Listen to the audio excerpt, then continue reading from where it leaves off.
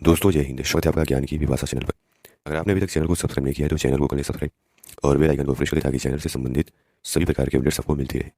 दोस्तों आज के इस वीडियो में हम पिछले सप्ताह भर की कुछ महत्वपूर्ण खबरों पर नजर डालेंगे। तो आइए वीडियो को शुरू करते हैं। दोस्तों हम बीते सप्ताह के कुल 5 प्रमुख खबरों पर नजर डालेंगे। दोस्तों जिन 5 प्रमुख खबरों पर हम नजर डालेंगे वो निम्न है। पहला हमारा रहेगा पद्म पुरस्कारों के बारे में। हम जानेंगे कि बीते दिनों राष्ट्रपति भवन में महामहिम राष्ट्रपति जी के द्वारा किन किन व्यक्तियों को पद्म पुरस्कार दिए गए और ये पद्म पुरस्कार क्या होते हैं हम जानेंगे। इसके बाद दोस्तों जो चर्चा का दूसरा विषय रहेगा वो है कांग्रेस के पूर्व अध्यक्ष राहुल गांधी और वायनाड से सांसद रहे राहुल गांधी को हुई 2 साल की सजा और उसके बाद उनकी सदस्यता छिन जाने के बारे में बात करेंगे। दोस्तों इसके बाद जो तीसरी खबर रहेगी केंद्र सरकार के द्वारा जो भारत को 2025 तक में टीबी से मुक्त करना है उसके बारे में बात करेंगे। इसके बाद हम जानेंगे अफस्पा कानून के बारे में कि क्या है ये अफस्पा कानून, और अंतिम में हम जानेंगे कि कौन है दुनिया का सबसे खुशहाल देश। दोस्तों आइए वीडियो को आगे बढ़ते हैं।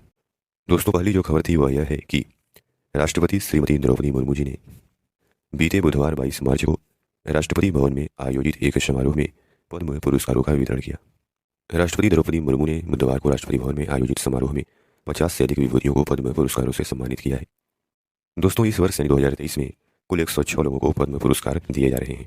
इसमें से 6 लोगों को पद्म विभूषण से सम्मानित किया जा रहा है और 9 लोगों को पद्म भूषण और 91 लोगों को पद्मश्री से सम्मानित किया जा रहा है। इन पद्म पुरस्कार विजेताओं की घोषणा जो है 25 जनवरी को 26 जनवरी यानी गणतंत्र दिवस के पूर्व संध्या पर किया जाता है। प्रत्येक वर्ष गणतंत्र दिवस की पूर्व संध्या पर राष्ट्रपति कार्यालय के द्वारा पद्म पुरस्कार विजेताओं की घोषणा की जाती है। 2023 में कुल 106 लोगों को पद्म पुरस्कार से सम्मानित किया जा रहा है। इसमें 6 विभूतियों को पद्म विभूषण और 9 विभूतियों को पद्म भूषण तथा 91 लोगों को पद्म श्री से सम्मानित किया जाएगा। दोस्तों जिन 6 लोगों को पद्म विभूषण से सम्मानित किया जा रहा है उनमें पहले हैं श्री बालकृष्ण दोषी जो कि आर्किटेक्चर के क्षेत्र में पद्म विभूषण से सम्मानित किया जा रहा है इनको। दूसरे हैं श्री जाकिर हुसैन जो कि कला के लिए इन्हें सम्मानित किया जा रहा है। तीसरे हैं श्री SM कृष्णा जो कि पब्लिक अफेयर्स के लिए इन्हें सम्मानित किया जा रहा है। चौथे हैं श्री दिलीप महालनोबिस जिन्हें चिकित्सा के लिए सम्मानित किया जा रहा है। ये दिलीप महालनोबिस वही व्यक्ति हैं जिन्होंने ORS घोल का आविष्कार किया था। पाँचवें हैं श्री श्रीनिवास वर्धन जो कि साइंस एंड इंजीनियरिंग के लिए, और छठे हैं श्री मुलायम सिंह यादव जो कि पब्लिक अफेयर्स के लिए सम्मानित किया जा रहा है। वहीं पद्म भूषण से सम्मानित होने वाले 9 लोगों में पहले हैं श्री SL भैरप्पा जो कि लिटरेचर एंड एजुकेशन के लिए, श्री कुमार मंगलम बिरला जिन्हें ट्रेड एंड इंडस्ट्री के लिए यानी व्यापार और वाणिज्य के लिए, अगले हैं श्री दीपक धार इन्हें साइंस एंड इंजीनियरिंग के लिए, और अगले हैं MS वानी जयराम इन्हें आर्ट के लिए, स्वामी चिन्ना जीयर अदर स्पिरिचुअलिज्म के लिए, और MS सुमन कल्याणपुर आर्ट के लिए, Shri Kapil Kapoor literature and education के लिए, और MS सुधामूर्ति सोशल वर्क के लिए, और Shri Kamlesh D Patel other spiritualism के लिए। इसके अलावा जिन 91 लोगों को पद्मश्री से सम्मानित किया जा रहा है उनमें कुछ निम्न है, जैसे बिहार के जो सुपर 30 के टीचर हैं आनंद कुमार, श्री आनंद कुमार इन्हें लिटरेचर एंड एजुकेशन के लिए दिया जा रहा है। वहीं बॉलीवुड के अभिनेत्री रवीना टंडन को भी कला के लिए दिया गया है पद्मश्री। वहीं ट्रेड एंड इंडस्ट्रीज के लिए श्री राकेश राधेश्याम झुंझुनवाला को दिया गया है, पद्मश्री से सम्मानित किया गया है। ऐसे ही कुल 91 लोगों को पद्मश्री से सम्मानित किया गया है इस वर्ष। दोस्तों जो पद्म पुरस्कार हैं हर साल इनकी घोषणा तो गणतंत्र दिवस की पूर्व संध्या पर कर दी जाती है, लेकिन इन पुरस्कारों का जो वितरण है बाद में मार्च अप्रैल में राष्ट्रपति भवन में एक समारोह के दौरान दिया जाता है। तो बीते दिनों राष्ट्रपति जी के द्वारा इन पुरस्कारों का वितरण किया गया। दोस्तों बात करें पद्म पुरस्कारों के बारे में तो ये पद्म पुरस्कार भारत के सर्वोच्च नागरिक पुरस्कारों में से एक है। भारत का सर्वोच्च नागरिक पुरस्कार है भारत रत्न, और भारत रत्न के बाद इन पुरस्कारों का नाम आता है। पद्म पुरस्कारों की 3 श्रेणियां हैं, जैसे कि पद्म विभूषण, पद्म भूषण और पद्मश्री। ये जो पद्म पुरस्कार हैं वो विभिन्न क्षेत्रों में जैसे कला, समाज सेवा, लोक कार्य, विज्ञान, इंजीनियरिंग, वाणिज्य, व्यापार, उद्योग, चिकित्सा, साहित्य, शिक्षा, खेलकूद, सिविल सेवा इत्यादि के संबंध में प्रदान किए जाते हैं। पद्म पुरस्कारों की 3 श्रेणियां हैं जिनमें पद्म विभूषण पहले स्थान पर है, पद्म भूषण दूसरा और पद्मश्री तीसरा। दोस्तों पद्म विभूषण जो है वह भारत रत्न के बाद दूसरा सर्वोच्च नागरिक सम्मान है भारत का।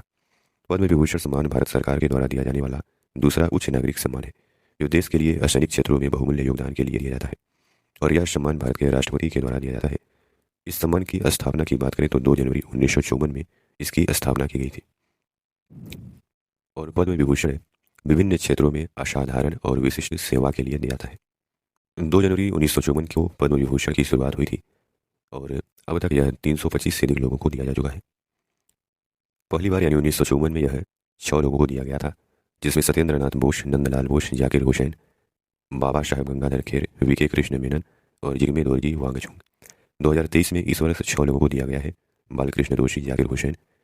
1954 वाले जाकिर हुसैन वो भारत के तीसरे राष्ट्रपति थे और ये जाकिर हुसैन जो है वो तबला वादक है। इसके अलावा एस एम कृष्णा, दिलीप महालनोबिश, श्रीनिवास वर्धन और मुलायम सिंह यादव। कुल मिलाकर के 325 लोगों को अब तक दिया जा चुका है। पद्म विभूषण के बाद पद्म विभूषण के बाद भारत का तीसरा सर्वोच्च नागरिक सम्मान है पद्म भूषण, और इसकी स्थापना भी 2 जनवरी 1954 को ही की गई थी। और पद्म भूषण भी उत्कृष्ट कोटि की विशिष्ट सेवा के लिए दिया जाता है। इन विभिन्न क्षेत्रों में उत्कृष्ट कोटि और विशिष्ट सेवा के लिए पद्म भूषण प्रदान किया जाता है। पद्म भूषण जो है वह भारत रत्न के बाद तीसरा सर्वोच्च नागरिक, यानी भारत रत्न और पद्म विभूषण के बाद तीसरा सर्वोच्च नागरिक सम्मान है और यह पद्म पुरस्कारों में दूसरा बड़ा पुरस्कार है। अपनी स्थापना के बाद से अब तक कुल मिलाकर के 1275 लोगों को यह पुरस्कार दिया जा चुका है। इस वर्ष यह 9 लोगों को दिया जा रहा है। वहीं पद्म पुरस्कारों में पद्म विभूषण, पद्म भूषण के बाद तीसरा स्थान पद्मश्री का है। पद्मश्री जो है चौथा सर्वोच्च नागरिक सम्मान है और इसे भी 2 जनवरी 1954 से दिया जा रहा है। 2 जनवरी 1954 से दिया जा रहा है और विभिन्न क्षेत्रों में, यानी जैसे उद्योग, साहित्य, विज्ञान, अभिनय, चिकित्सा, समाज सेवा, वाणिज्य, व्यापार में विशिष्ट योगदान के लिए दिया जाता है। विभिन्न क्षेत्रों में विशिष्ट योगदान के लिए दिया जाता है। 1954 से अभी तक कुल 3225 पद्मश्री अवार्ड दिए जा चुके हैं। दोस्तों, अब अगला महत्वपूर्ण सवाल कि इन पद्म पुरस्कार विजेताओं का चयन कैसे होता है। तो हर साल 1 मई और 15 सितंबर के दौरान 1 मई से 15 सितंबर के दौरान भारत के प्रधानमंत्री के द्वारा गठित पद्म पुरस्कार समिति को पुरस्कार के लिए सिफारिशें प्रस्तुत की जाती हैं। यानी एक समिति गठित की जाती है भारत के प्रधानमंत्री के द्वारा। इस समिति के पास सिफारिशें पेश की जाती हैं। सभी राज्य और केंद्र शासित प्रदेशों की सरकारों, भारत सरकार के मंत्रालयों, भारत रत्न और पिछले पद्म विभूषण पुरस्कार प्राप्तकर्ताओं, उत्कृष्टता संस्थानों, मंत्रियों, मुख्यमंत्रियों, राज्यों के राज्यपालों से सिफारिशें प्राप्त की जाती हैं और निजी व्यक्तियों सहित संसद के सदस्य भी सिफारिशें दे सकते हैं। समिति बाद में आगे की मंजूरी के लिए प्रधानमंत्री और भारत के राष्ट्रपति को अपनी सिफारिशें प्रस्तुत करती है। उसके बाद यह गणतंत्र दिवस की पूर्व संध्या पर इन विजेताओं की घोषणा की जाती है। तो दोस्तों, इस प्रकार इस वर्ष कुल 106 लोगों को पद्म पुरस्कारों से सम्मानित किया जा रहा है। दोस्तों, हमारी दूसरी खबर जो थी वह कांग्रेस के पूर्व अध्यक्ष और वायनाड से सांसद राहुल गांधी की लोकसभा की सदस्यता खत्म होने पर। दोस्तों, बीते 23 मार्च को मानहानि के मामले में सूरत की अदालत ने राहुल गांधी को 2 साल की सजा सुनाई। यानी मोदी उपनाम मामले में राहुल गांधी को 2 साल की सजा सूरत की अदालत ने सुनाई थी और इसके अगले ही दिन यानी 24 मार्च को मानहानि मामले में 2 साल की सजा सुनाए जाने के बाद लोकसभा की सदस्यता उनकी खत्म हो गई। यानी अगले ही दिन 2 साल की सजा सुनाए जाने के बाद रद्द कर दी गई सदस्यता। क्या है कि 2019 की चुनावी रैली में मोदी उपनाम को लेकर के अपमानजनक टिप्पणी करने पर कांग्रेस के नेता राहुल गांधी को सूरत की एक अदालत ने दोषी करार दिया है और 2 साल की सजा सुनाई है। हालांकि अदालत ने राहुल गांधी को जमानत भी दे दी है और सजा के अमल पर 30 दिनों तक के रोक लगा दी है ताकि वह फैसले को चुनौती दे सके। सूरत के मुख्य न्यायिक दंडाधिकारी हरीश हसमुख वर्मा ने बीते दिनों भारतीय दंड संहिता की धारा 499 और 500 के तहत राहुल को सजा सुनाई है। ये धाराएं जो है मानहानि और उससे संबंधित सजा से जुड़ी हुई है। 13 अप्रैल 2019 को पिछले लोकसभा चुनाव के दौरान कांग्रेस के तत्कालीन अध्यक्ष राहुल गांधी ने कर्नाटका के कोलार में एक जनसभा में कहा था कि सभी चोरों का समान उपनाम मोदी ही कैसे है और कितने मोदी निकलेंगे। उनकी टिप्पणी के खिलाफ बीजेपी के नेता और गुजरात के पूर्व मंत्री पूर्णेश मोदी ने आपराधिक मानहानि की शिकायत दर्ज कराई थी। राहुल गांधी ने अपने बचाव में कहा कि मैं जो भी भाषण दिया वह लोगों के हित में अपने फर्ज में दिया। तो इसी मानहानि के केस में राहुल गांधी को सूरत की अदालत ने 2 साल की सजा सुनाई है और इस मानहानि के केस में सूरत की अदालत के द्वारा सजा सुनाई जाने के अगले ही दिन लोकसभा सचिवालय की तरफ से कांग्रेस के सांसद राहुल गांधी की सदस्यता खत्म कर दी गई। यानी सूरत की एक अदालत के द्वारा मानहानि के मामले में सुनाई गई 2 साल की सजा के 24 घंटे के अंदर ही कांग्रेस के पूर्व अध्यक्ष राहुल गांधी की लोकसभा की सदस्यता खत्म कर दी गई है। वह केरल के वायनाड लोकसभा सीट से सांसद थे। लोकसभा सचिवालय ने इसके बारे में सूचना दी। लोकसभा सचिवालय ने राहुल गांधी को सजा सुनाए जाने के फैसले के आधार पर 23 मार्च से ही उनकी लोकसभा की सदस्यता रद्द किए जाने की अधिसूचना जारी कर दी। राहुल गांधी को बीते दिनों सजा सुनाए जाने के बाद गुरुवार को ही मौजूदा कानून के हिसाब से अयोग्य ठहराया जाना लगभग तय हो गया था। राहुल की सदस्यता रद्द करने के प्रस्ताव को स्पीकर ओम बिरला की मंजूरी के बाद लोकसभा सचिवालय ने संक्षिप्त अधिसूचना जारी की। इस अधिसूचना में कहा गया है कि सूरत की मजिस्ट्रेट अदालत के द्वारा दोषी ठहराए जाने के परिणामस्वरूप केरल के वायनाड सीट का प्रतिनिधित्व करने वाले राहुल गांधी को सजा सुनाए जाने की तारीख यानी 23 मार्च से लोकसभा की सदस्यता से अयोग्य घोषित किया जाता है। इस अधिसूचना के अनुसार संविधान के अनुच्छेद 102 एक ई के साथ जन प्रतिनिधित्व कानून 1951 के सेक्शन 8 के तहत राहुल की सदस्यता तत्काल प्रभाव से खत्म की गई है। यानी दोस्तों, ये जो कांग्रेस सांसद की सदस्यता खत्म की गई है वह संविधान के अनुच्छेद 102 एक ई के तहत तथा जो जन प्रतिनिधित्व कानून है 1951 का उसके सेक्शन 8 के तहत खत्म की गई है। इसके पहले गुरुवार को सूरत की अदालत ने गुजरात के बीजेपी विधायक पूर्णेश मोदी के द्वारा राहुल गांधी की टिप्पणी की सभी चोरों का उपनाम मोदी कैसे होता है इसके खिलाफ दायर मानहानि के मुकदमे में उनको 2 साल की सजा सुनाई गई थी। हालांकि कांग्रेस के जो पूर्व अध्यक्ष हैं राहुल गांधी, वे सूरत के इस अदालत के फैसले के खिलाफ हाई कोर्ट में अपील कर सकते हैं। दोस्तों, कांग्रेस के सांसद की सदस्यता खत्म करने की जो वजह बताई गई है वह अनुच्छेद 102 एक ई के अलावा जन प्रतिनिधित्व कानून 1951 का सेक्शन 8 बताया गया है। तो ये जो अनुच्छेद 102 एक ई है उसमें क्या प्रावधान किए गए हैं, जैसे अनुच्छेद 102 एक में सांसद के लिए और 191 एक में विधानसभा या विधान परिषद के सदस्य को अयोग्य ठहराने का प्रावधान है कि इस केस में कुछ शर्तें दी गई हैं, उस आधार पर उनको अयोग्य ठहरा सकते हैं। जैसे इसमें बताया गया है जैसे कि कोई व्यक्ति संसद के किसी सदन का सदस्य चुने जाने के लिए और सदस्य होने के लिए निर्रहित होगा, अयोग्य होगा, यदि यदि वह भारत सरकार के या किसी राज्य की सरकार के अधीन ऐसे पद को छोड़कर जिसको धारण करने वाले का निर्रहित न होना संसद ने विधि द्वारा घोषित किया है कोई लाभ का पद धारण करता है। दूसरा कि यदि वह विकृतचित है और सक्षम न्यायालय की ऐसी घोषणा विद्यमान है। तीसरा कि यदि वह अनुमोदित रूप से दिवालिया है, उसे दिवालिया घोषित कर दिया गया है। चौथा कि यदि वह भारत का नागरिक नहीं है या उसने किसी विदेशी राज्य की नागरिकता स्वेच्छा से अर्जित कर ली है या वह किसी विदेशी राज्य के प्रति निष्ठा या अनुशक्ति का को भी अभिस्वीकार किया हुआ है। पांचवा है यदि वह संसद के द्वारा बनाई गई किसी विधि के द्वारा या उसके अधीन इस प्रकार निर्धारित कर दिया जाता है। इस खंड के प्रयोजन के लिए कोई व्यक्ति केवल उस कारण भारत सरकार के या किसी राज्य की सरकार के अधीन लाभ का पद धारण करने वाला नहीं समझा जाएगा कि वह संघ का या ऐसे राज्य का मंत्री है। कोई व्यक्ति संसद के किसी भी सदन का सदस्य होने के लिए निर्धारित होगा यदि वह 10वीं अनुसूची के अधीन इस प्रकार निर्धारित हो जाता है। लोकसभा सचिवालय के द्वारा बताया गया है कि उन्हें संविधान के अनुच्छेद 102 एक ई के तहत और जनप्रतिनिधित्व कानून 1951 के तहत निर्धारित किया गया है। तो 102 एक ई में लिखा गया है कि यदि वह संसद के द्वारा बनाई गई किसी विधि के द्वारा या उसके अधीन इस प्रकार निर्धारित कर दिया जाता है। दोस्तों, कांग्रेस के संसद की सदस्यता खत्म होने का जो अगला कारण बताया गया है जनप्रतिनिधित्व कानून 1951 यानी representation of the people act 1951 को बताया गया है। और यह कानून जो है आपराधिक मामलों में सजा के लिए अयोग्यता का प्रावधान करता है। जनप्रतिनिधित्व अधिनियम 1951 की धारा 8 दोषी व्यक्तियों को चुनाव लड़ने से रोकती है, परंतु ऐसे व्यक्ति जिन पर केवल मुकदमा चल रहा है वो चुनाव लड़ने के लिए स्वतंत्र हैं, चाहे उन पर लगा हुआ आरोप कितना भी गंभीर हो। जनप्रतिनिधित्व अधिनियम की धारा 8 एक और धारा 2 इसके प्रावधानों के अनुसार यदि कोई व्यक्ति यानी सदस्य, सांसद हो या विधायक अस्पृश्यता, हत्या, बलात्कार, विदेशी मुद्रा विनियमन अधिनियम के उल्लंघन, धर्म, भाषा या क्षेत्र के आधार पर शत्रुता पैदा करना, भारतीय संविधान का अपमान करना, प्रतिबंधित वस्तुओं का आयात निर्यात करना, आतंकवादी गतिविधियों में शामिल होना जैसे अपराधों में लिप्त होता है तो उसे इस धारा के अंतर्गत अयोग्य माना जाएगा तथा 6 साल की अवधि के लिए अयोग्य घोषित कर दिया जाएगा।